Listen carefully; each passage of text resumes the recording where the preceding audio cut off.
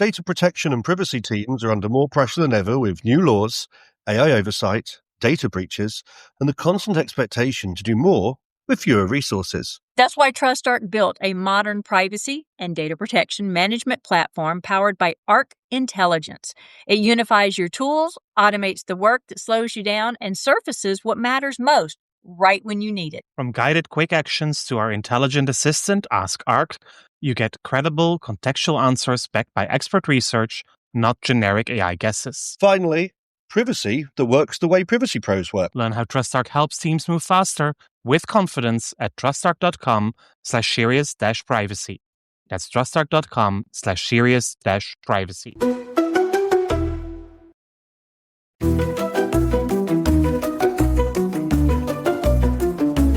You're listening to the award-winning Serious Privacy podcast sponsored by TrustArc. Please welcome your hosts, Paul Breitbart, Ralph O'Brien, and Dr. Kay Royal. Hi, everybody. So Ralph and Paul and I are happy to bring you a bonus episode because at different times over the past month or so, the three of us have been in different places, different countries, like we normally are, but different countries than normal. So Paul attended the IAPP AI Global Governance in Dublin. Got to see Shoshana there with the launch of her new book and quite a few of our other friends there as well. And he gives us a few minutes on what he saw going on at that conference. Right after that, we've got Ralph, who went to the Games Expo. And did y'all know there are privacy issues with games? Not to mention the Serious Privacy game that is also launched. Want more details about that? Make sure you reach out to us. And then last, I went to the Governance of Emerging Technologies and Science at the Sandra Day O'Connor College of Law at Arizona State University. 2 days, very powerful, of listening to people talk about topics that really hit you in that passionate privacy, data security, AI heart that we have. So enjoy these three summaries. And if you have any questions of any of them, don't hesitate to reach out to us at all.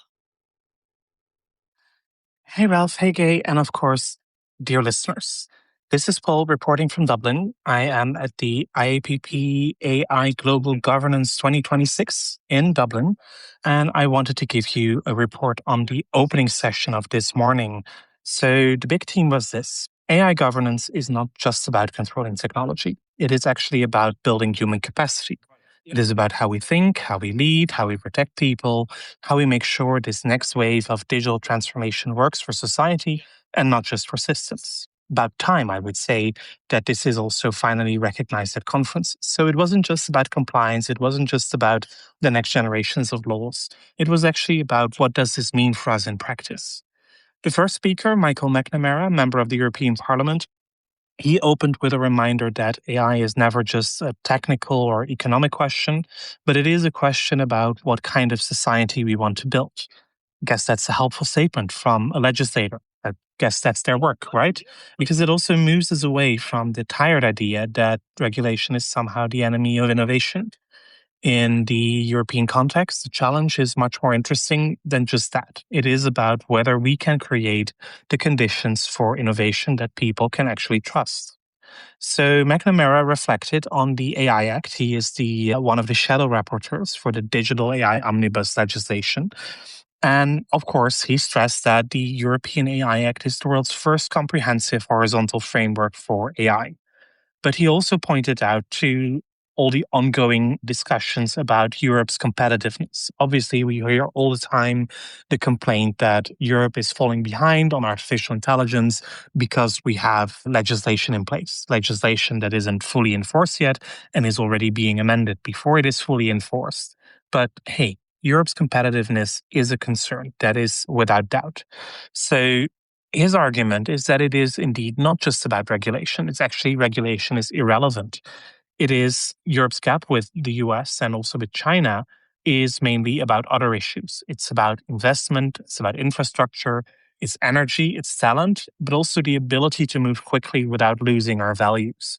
And obviously, our values are important, probably much more important than they are in other jurisdictions. And that is something that in the end then is reflected into regulation. So maybe nothing new, but I do believe it's important that also the legislator stresses that at a conference like this. And that also brought the conversation very neatly to Ireland, because obviously, as you know, Ireland is fascinating in itself because all of big tech is here. It is the home of all of those companies for whatever reason they have chosen, but it is also probably the location where the physical reality of digital technology becomes very difficult to ignore. So McNamara noted that data centers have become a serious energy question in Ireland. And that was actually mirrored in an article I read in The Guardian last week, which covered research suggesting that Irish data centers consumed around, hold your breath, 22% of the country's electricity, more than all urban homes combined. 22%. Can you imagine? So it's the same article that also reported claims that this demand has added an average of 360 euros to household electricity bills between 2015 and 2023. Of course, industry representatives disagree, they dispute the analysis, but even if half of that is true, I think it's a serious concern and something that needs to be much more prominent in all the discussions about AI. This is not just about our values and our regulations. This is also about the environmental impact. We've mentioned it before, but it is still not a core topic when we talk about AI. So there is a real policy tension there, and AI may feel like it's very easy to use, that it's weightless, it's just on your phone or on your laptop when we interact with it on screen. But it has a serious impact. It needs chips, it needs cooling, it needs land, it needs a lot of water, energy, grid capacity. So if all of this is part of our economic future in Europe, we need to be honest about those costs. And also, I think last week I listened to an episode of The Rest is Politics podcast with Alastair Campbell and Rory Stewart, and also they were discussing that the UK is falling behind and cannot even invest in AI because they do not have the electricity capabilities to support large data centers. And I guess that is probably also true in other jurisdictions. To be honest, the session or the speaker from the EU AI office was not that interesting, maybe a little disappointing, if I'm honest. But I did like the intervention by Mark Little, who was or is a journalist and digital media innovator, but also previously worked for Twitter and other tech companies. He certainly was the best speaker this morning. So he talks about the way that the public conversation around AI is changing. People are no longer treating AI as something abstract or futuristic or only for experts. It is actually part of the day-to-day life for lots of people across society. They're asking direct, practical questions. What does this mean for my work? How do I use it well? But also, more and more, how do I make sure that I do not become passive in front of a machine? So Mark drew on the lessons of social media.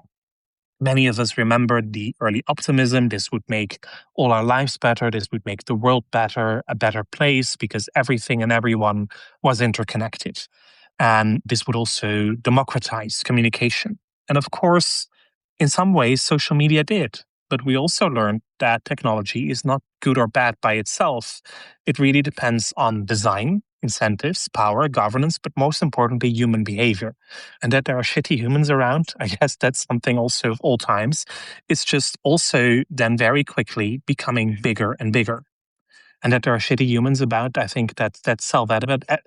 That there are shitty humans about, I think that's also self-evident, but it amplifies with all this new technology. So AI demands that we learn that lesson earlier this time. Yes, we can use it. Yes, the technology is there, but we also need to be careful how we use it and how we distribute the balance of power. How do we distribute the governance, and how do we ensure that we keep the human behavior in check? So I guess one of Mark's most useful points was about leadership. So in an age of so-called superhuman machines, the most important leaders may be those who become more human and not less. And that means self-awareness. It means empathy. It means being able to communicate uncertainty without creating panic. And it also means helping organizations move from fear to capability. It's more and more important also, and that's something else he stressed, that we meet each other in person at events around the world, such as this AI governance event, because as my former boss used to say, there is no such thing as a virtual beer. You need to meet in person to build real relationships. And that is actually also why I'm in Dublin this week. And that is also why I'm in Dublin these days, because I wasn't here for the IAPP AI Governance Conference. That was just a happy coincidence. I'm actually here for the Women in AI Governance event that took place last night. As always, there was a really nice group of people around the table, lively discussions about our day-to-day challenges, and of course, the warmth and friendship of Emerald and Shoshana. So it was a really good event. I loved being there. Both Kay and Ralph, you were both missed. They would have loved to have you here as well, but we can't always travel anywhere we want these days. But hopefully next time the three of us can join together at a Women in AI Governance event somewhere else in the world. So that's it from Dublin for now. Enjoy the rest of the podcast. And from until next week. And from me until next week, goodbye. Now that sounds like a conference I would have loved to be at. Trust me, y'all too, huh? Those that were, give us some comments on what your takeaways from the conference were.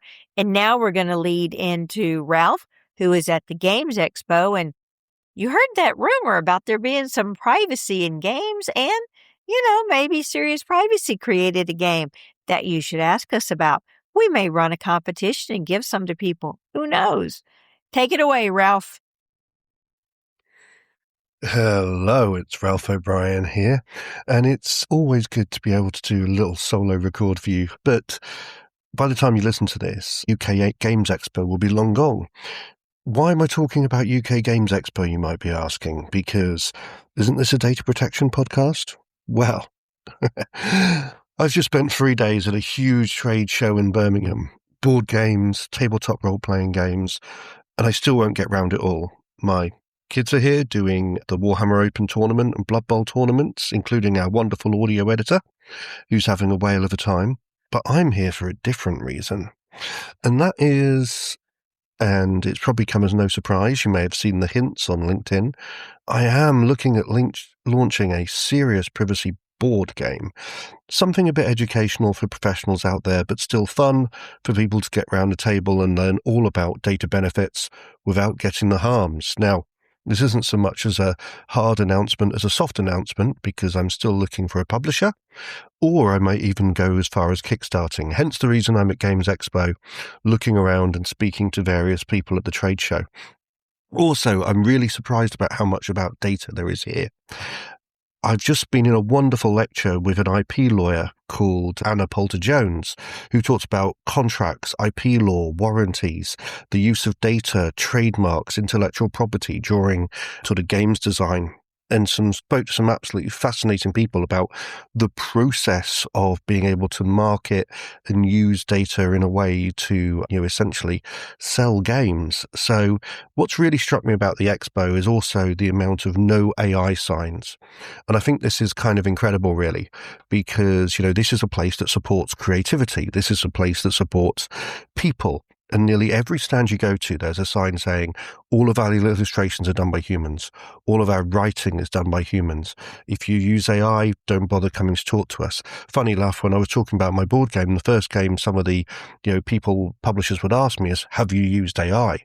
So it's clearly looked at in this sort of creative industry as an existential threat. So again, AI in nearly every kind of walk of life that we have. I'm recording this a couple of days after Games Expo, just after Keir Starmer has made a statement about, think of the children and, let's think about talking about not banning under 16s from social media, but making sure that, people like Google and Apple and things like that, have controls in place on the device to remove nude content and things like that, or disable the ability of people under that age to send it.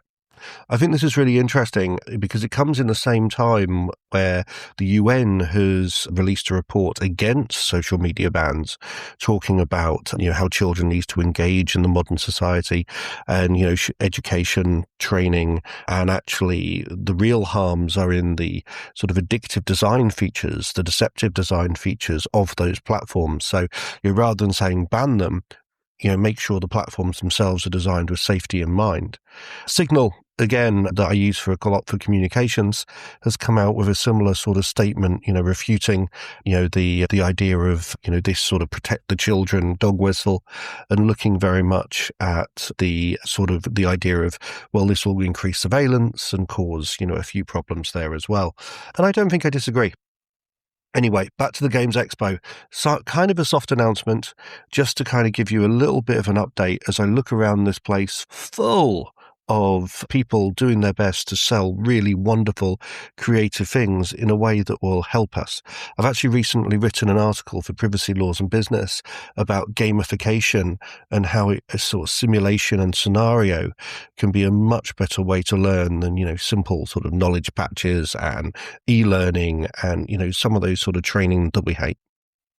Anyway, slightly unusual little report from me from Games Expo, but in the meantime, I just want to wish everybody a great time and look forward to seeing you on the podcast in the future. Have a great time and happy gaming.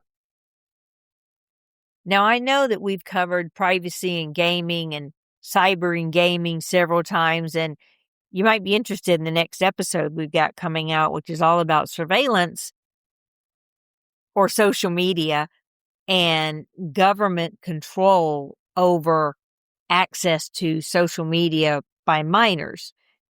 Fascinating episode we've got.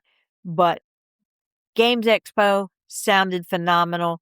I'm going to move you on to the one that I went into. Have a lot of fun. This is Kay, and the conference I went to was on May 21st and 22nd in Arizona. It's the Governance of Emerging Technologies and Science, held annually at the Sandra Day O'Connor College of Law at Arizona State University. I've been to this one multiple times. Love this conference. It's known as the GETS, Governance of Emergency Technologies and Science, GETS, GETS Conference, and has practitioners from all over the U.S. and all over the world, for that matter. The format is having an opening and closing plenary session, and then in between having concurrent sessions that run for about an hour and a half to 2 hours each. And they group 4 or 5 different topics in there with the various speakers in there. And so I won't give you what every topic in the conference was, but just a little bit of an overview of how it starts. Now, the host of this conference, the guy that runs the Center for Innovation, Center for Science and Innovation at ASU, who is Dr. Gary Marchant, absolutely adore this man. He is the pinnacle of professional goals that you could aim for someone that's working on the edge of governance of emerging technologies and innovation. Absolutely could not respect a lawyer, a professor any more than I do Gary. And he probably won't ever hear this, but I tried to make sure he knows that I think so highly of him anyway. He is who I want to be if I ever grew up. Anyway, so the plenary session this time was on public trust and dialogue in healthcare. It was moderated by Amanda Courtwright-Lim, and then most of the speakers were from ASU. So Dr. George Post, Dr. Dave Engelthaler, Dr. Stephanie Carroll, Dr. Rachel Gurari, and then Frank Kirchie, who is the partner at a law firm that handles many of these issues. And so each one of them were able to give a little bit of a presentation over their thoughts and what they see coming or what has been, and then a little bit of Q&A. So in the first concurrent session, just to give you an overview of how these run. So I think it was 5 different topics in here, and it was a panel on the governance of human in the AI loop. It was chatbots for student mental health. It was AI and personal rights, future projections, health technologies, and education. So different topics across this concurrent session. And the second concurrent session was on AI governance and risk management, neurotechnology and regulation, intellectual property and AI, AI in the courts, which is fascinating, space exploration and trust, which is equally fascinating, and autonomous machines. And then I spoke in the third concurrent session. My topic was on AI U.S. regulatory approach. So my particular panel with Ryan Johnson and R. Scott my particular panel with, where is my panel? Oh, I was in the afternoon. Hold on, it was earlier than that. I have to cut this part out, but I don't want to stop it because then I'll never get back to it again. So my panel was on the organizational governance and AI, particularly the regulatory gap of managing the convergence of AI, privacy, and cybersecurity as governance plays catch up.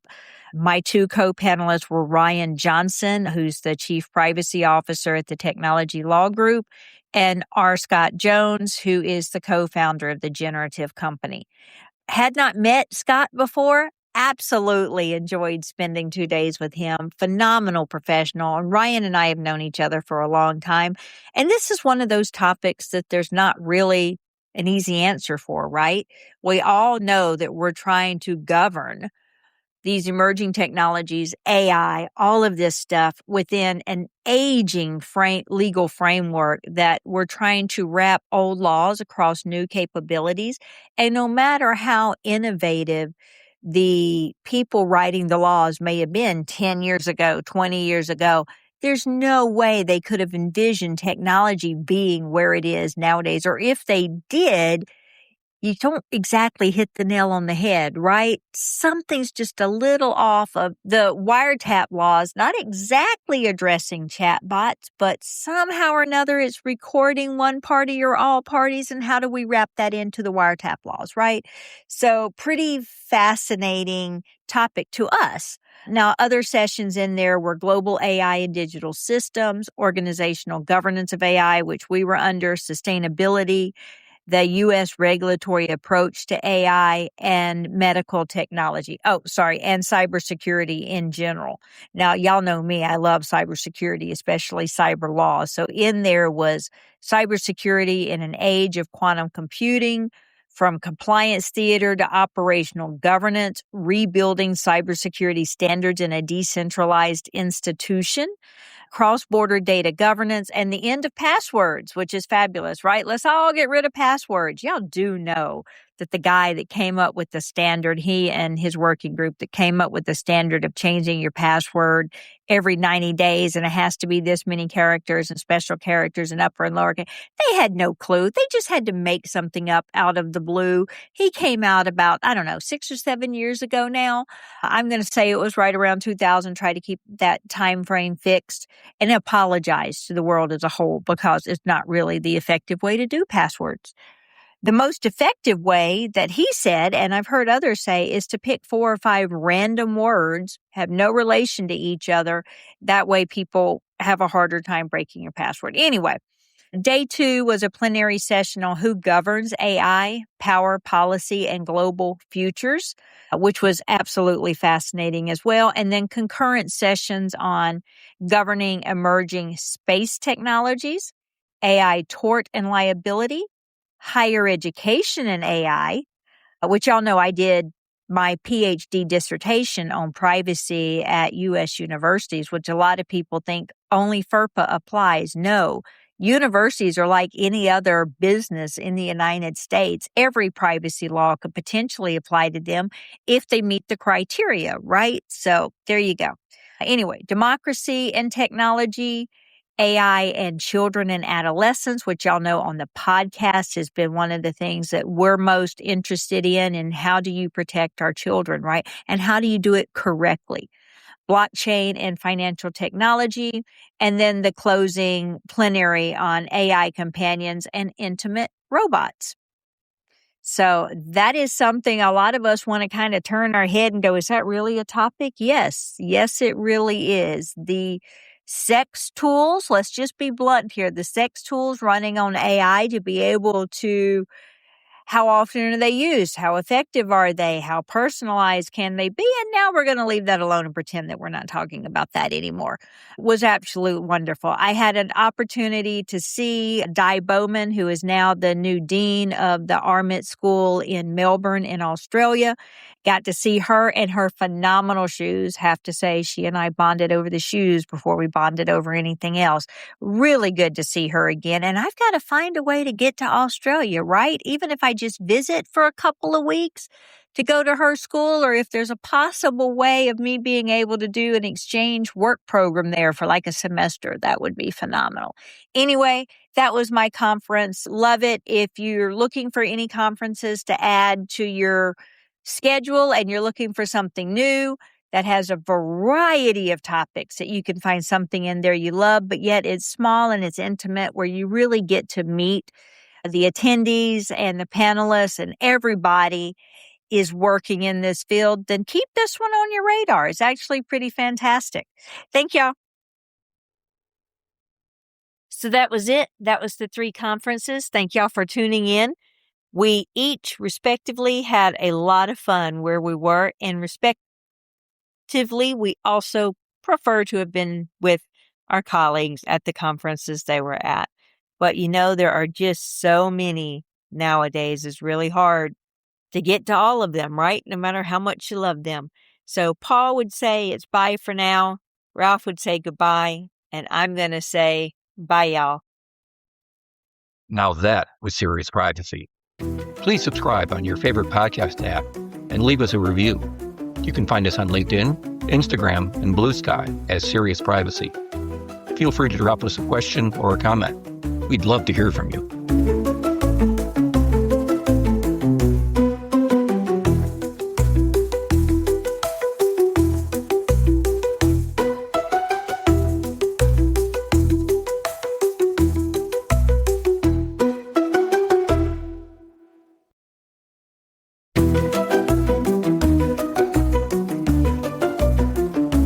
You're listening to the award-winning Serious Privacy podcast sponsored by TrustArc.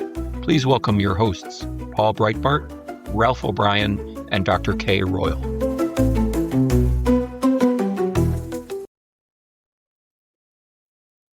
If you're a data protection or privacy professional, you already know the pressure. Non-stop regulatory change, AI oversight, internal demands, and the expectation to somehow stay ahead of it all. And the old patchwork of tools just isn't cutting it anymore. No. That's why TrustArc created a modern privacy management platform powered by Arc Intelligence. The TrustArc platform brings your workflows, evidence, research, tasks, and applications all together in one unified and intelligent workspace, so you don't waste time digging, clicking, or context switching. With Ask Arc, your privacy assistant, you can ask plain language questions about laws, jurisdictions, or even your own program data, and get credible, cited answers based on NIMD research and more than 1,000 global laws.